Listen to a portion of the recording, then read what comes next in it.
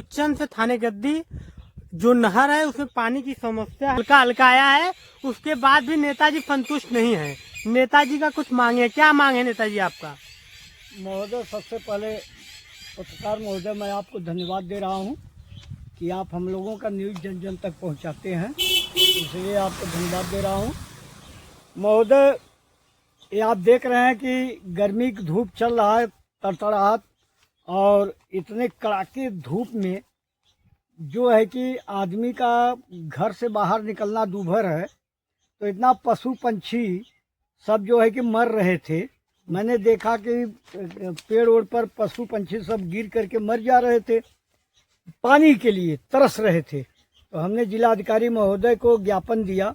दरखास्त देने के बाद में जिलाधिकारी महोदय ने पानी तो छुड़वा दिए, लेकिन पानी जितना छुड़वा उससे हम न हम संतुष्ट हैं, न हमारे क्षेत्र के मतलब सीतम सराय से थाना गद्दी, पराऊगंज और ये जगापुर और भाऊपुर, खेवसीपुर, बिन्ने मरही, कदुआनी, पिड़ारी, कचारे कोई भी जनता इस इतने पानी से संतुष्ट नहीं है, क्योंकि किसानों का न इससे धान का बेहन का छिड़काव हो पाएगा, न इससे कोई उनका मतलब। तो पशु पंछी नहर में से पानी अगर बाहर नहीं जाएगा तो पशु पंछी कितना नहर में कूद करके पानी पिएंगे, वो अपना हाथ पैर तोड़वाएंगे। पानी बगैर तो मर ही रहे हैं। अब पानी जब नहीं मिलेगा तो बेचारे तो और मरो। इतनी कड़ाके धूप में मैं जो है कि जिलाधिकारी महोदय के यहाँ गए थे, तो अभी मैं संतुष्ट नहीं हूँ, ना हमारे क्षेत्र की जनता संतुष्ट है। सभी लोग कह रहे हैं नेताजी आप तो पानी छोड़वा दिए, लेकिन उस पानी का कोई मतलब नहीं है उतना छोड़ने से। जब तक कि पूरा नहर फूल न आवे तब तक कोई। लेकिन नेताजी पहले आपका जो मांग था कि पशु पक्षी जो हैं वो पानी के लिए तड़प रहे हैं, तो नहर के जो लोग हैं हल्का पानी दिए हैं, तो अभी आपका फिर से मांग है कि भरपूर पानी चाहिए। आप ही 2 बार बयान देते हैं। देखिए पत्रकार महोदय, पशु पंछी मैंने इसलिए कह दिया कि पशु पंछी सब मर रहे हैं, तो इतने पानी से पशु पंछी पानी पी लेंगे, उनके लिए भी नहीं होगा। तो पानी नहर भी उतना सोख जा रही है, तो ये जो लोगों का धान फसल, किसानों का धान का छिड़काव होता है, तो उसमें कहाँ से कर पाएंगे? जब तक नहर का पानी फूल नहीं आएगा तो कहाँ से कर पाएंगे?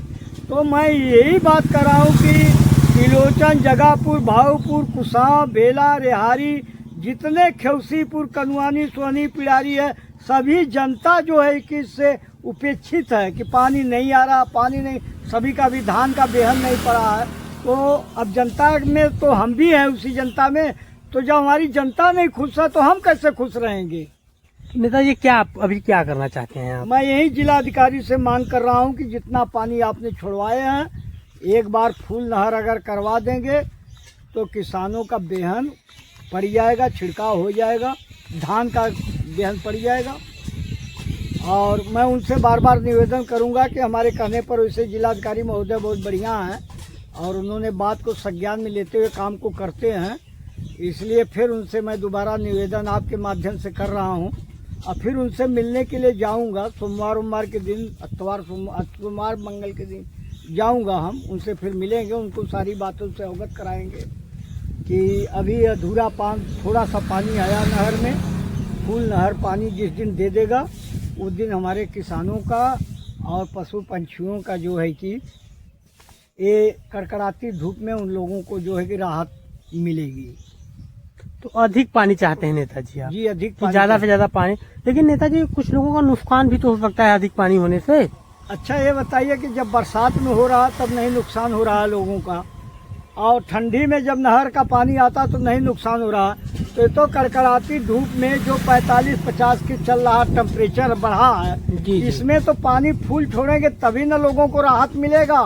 तो डीएम से आप मिलेंगे अगले हफ्ते, डीएम से आप मुलाकात करेंगे और इस मुद्दे को डीएम के सामने उठाएंगे? फिर दोबारा उठाएंगे इस मुद्दे को, क्योंकि मैं जो ये दरखास्त दिया हूँ आपके सामने पड़ा है और देखिए है, ये चला भी था आप लोगों के न्यूज चैनल से। तो मैं यही निवेदन करूंगा जिलाधिकारी महोदय से कि नहर विभाग एक्सीएन से कह करके और पूरा फूल पानी छोड़वा दें।